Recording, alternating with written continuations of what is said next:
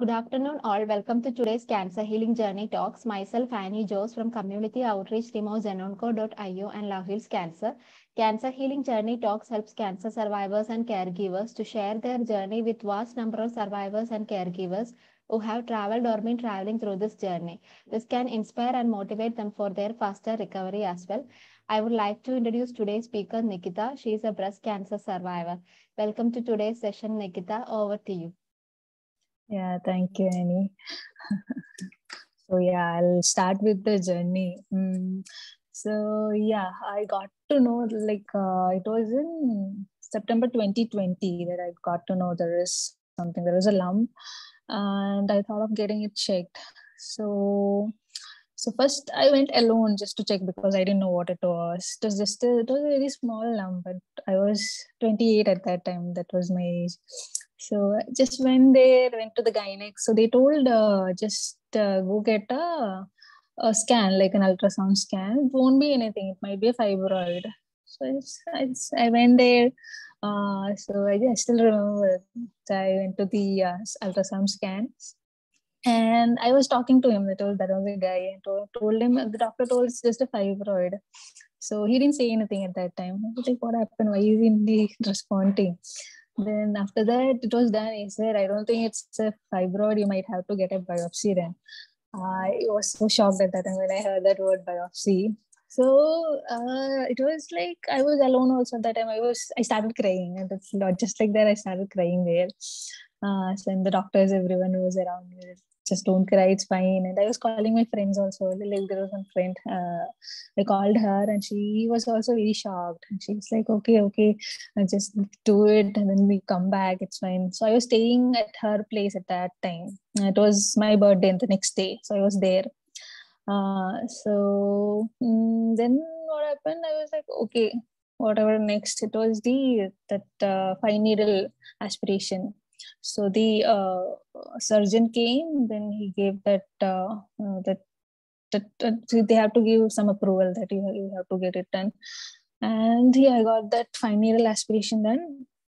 And then I went home, and I didn't celebrate my birthday. I don't know, it was really shocking actually. Just like that, everything changed, and I was hoping there should be nothing.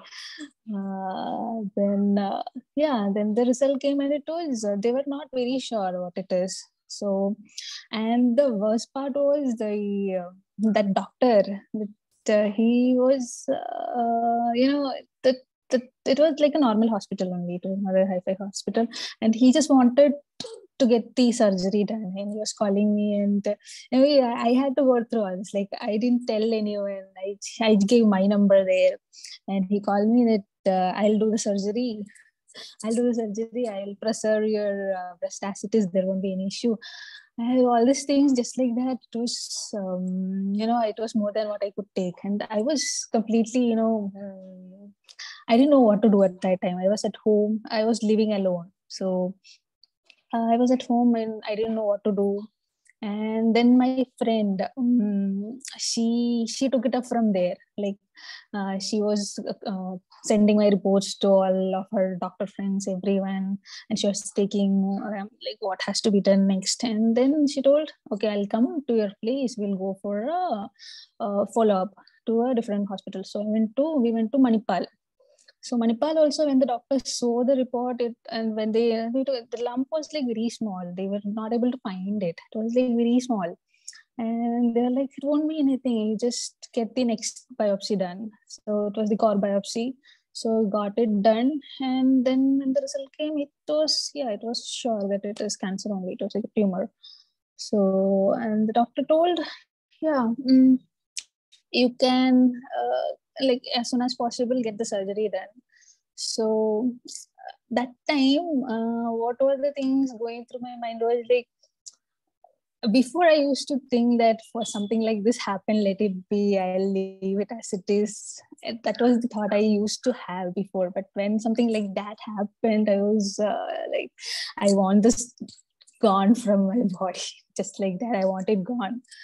And the things were like the money. The one thing was money. I didn't tell my parents. I didn't tell anyone because my parents are like they are, oh, can you see? Okay, yeah. So they are, old people. They won't be able to see me going through all this. So I didn't tell them.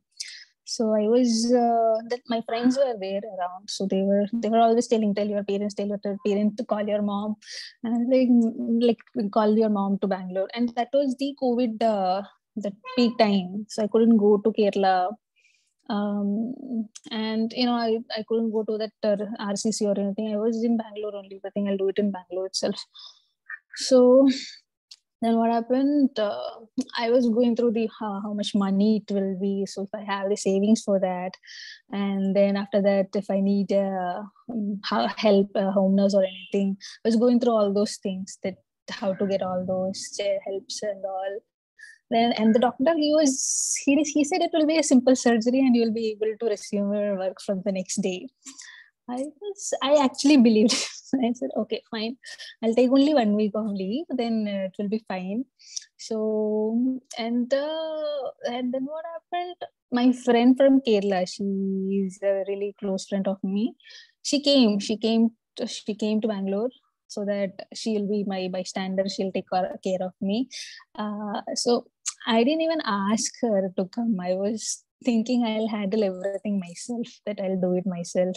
It's like all those things. These are the things I have to do. I had a mental plan that these are the things I need to be done. It needs to be done, and I'll do it myself. But she came down.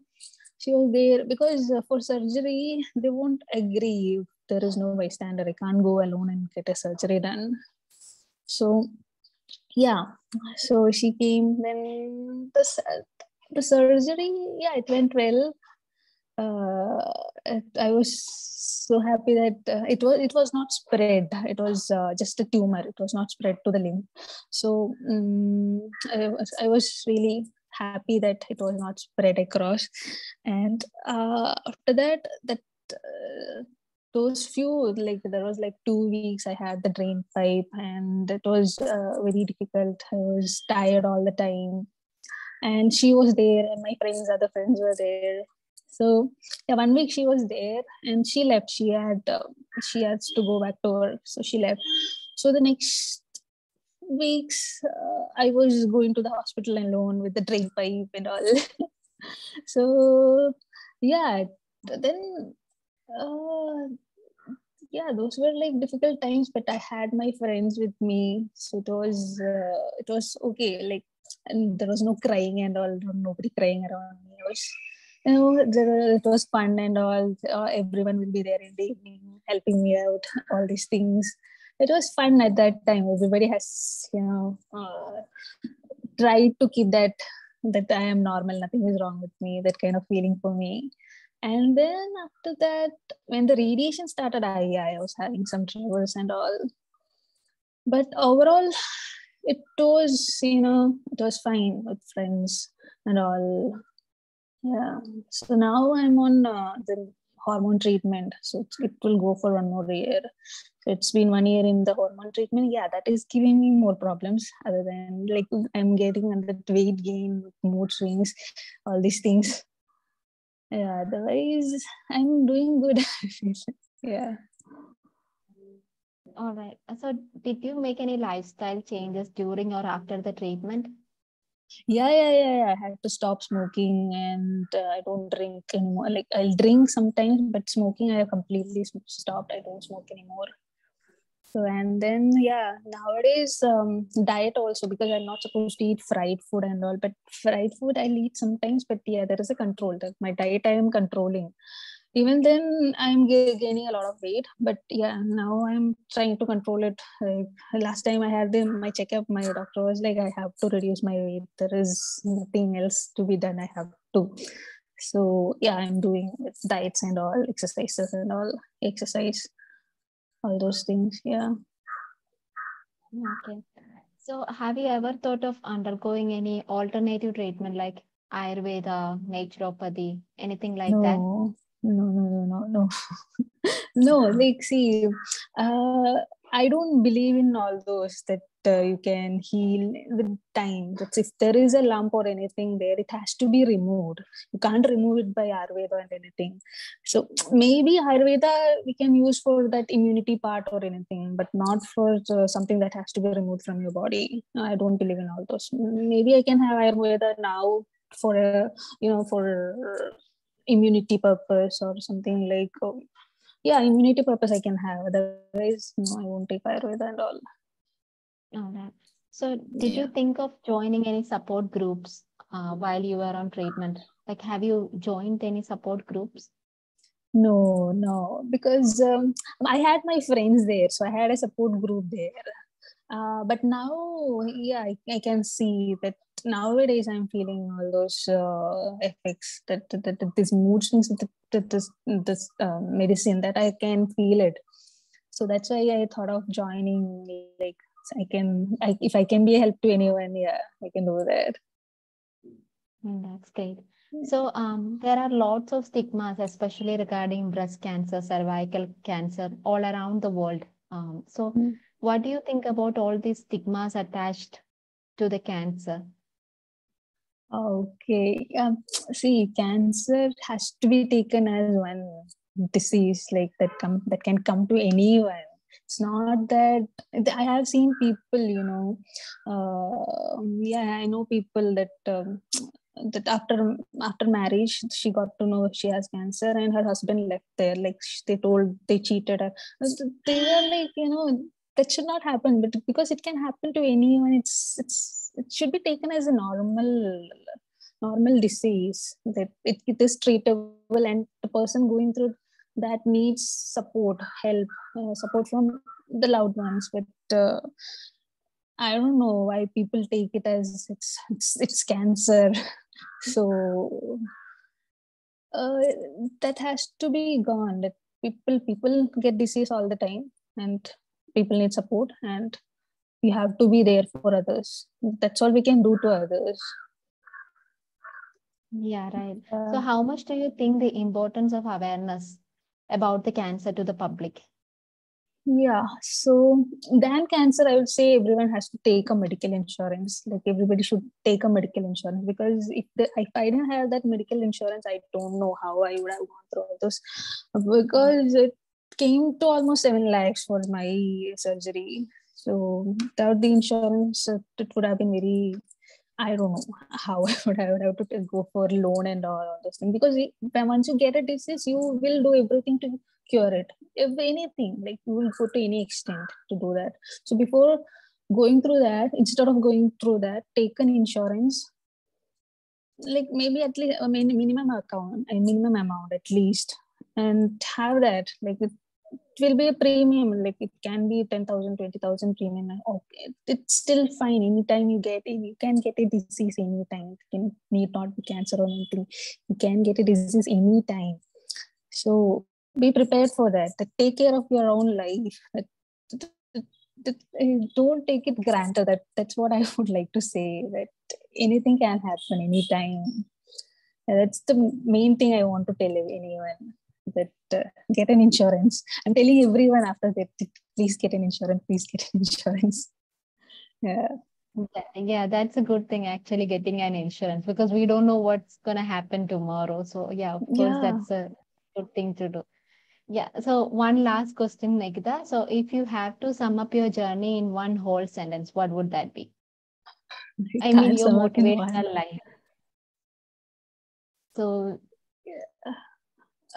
See, for me, I can say I was lucky in, like, it was found in the initial stage. It was, and my gene test was also taken. There was some gene issue. So cancer, what I feel, is always a genetic disease. So you can't tell that what happens, how, who can get it. So it was a shock for me that nobody in my family has cancer. But yeah, it happened. So yeah, at that time when I was going through all this, I didn't feel that this is such a huge thing. At that time, I was like, I have to go through this. This is how my life is. This is what my life is at that time. So yeah, so I just wanted things to go well at that time, that yeah, if this has to be done, yeah, I'll do that. Surgery has to be done, I'll somehow get the surgery done. Radiation has to be done. If some lifestyle changes has to be done, I'll do it, because this is my body, my life. Yeah, I have to take care of it. That's it. And what Yeah, I will would be your like message? everyone to know that. All right, Yeah, the sorry. same So, thing. Yeah.